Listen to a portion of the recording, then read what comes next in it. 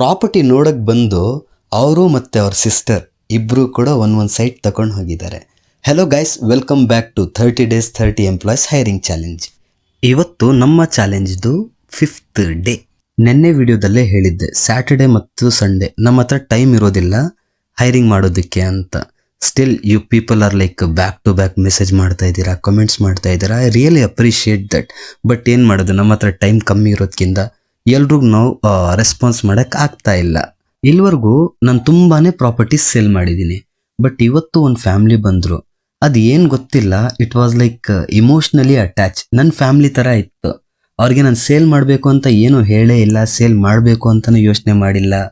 ಅವ್ರಿಗೆ ನಾನು just benefits ಬಗ್ಗೆ ಹೇಳಿದೆ, ಇಲ್ಲಿ ಇನ್ವೆಸ್ಟ್ ಮಾಡಿದರೆ ಏನಾಗುತ್ತೆ ಅಂತ.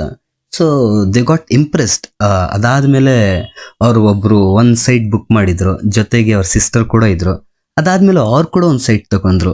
ತುಂಬ ಖುಷಿ ಆಗುತ್ತೆ. ಅವ್ರದ್ದು ಬಂದು ಇದು ಫಸ್ಟು ಸೈಟ್ ಅಂತೆ ಬ್ಯಾಂಗ್ಳೂರಲ್ಲೇ. ಅವ್ರ ಪ್ರಾಪರ್ಟಿ ತಗೊಂಡು ಅವ್ರಿಗೆ ಎಷ್ಟು ಖುಷಿ ಆಗಿರುತ್ತೆ, ನನಗೆ ಅವ್ರಿಗೆ ಪ್ರಾಪರ್ಟಿ ಕೊಡಿಸಿ ಇನ್ನೂ ಜಾಸ್ತಿ ಖುಷಿ ಆಗ್ತಿದೆ.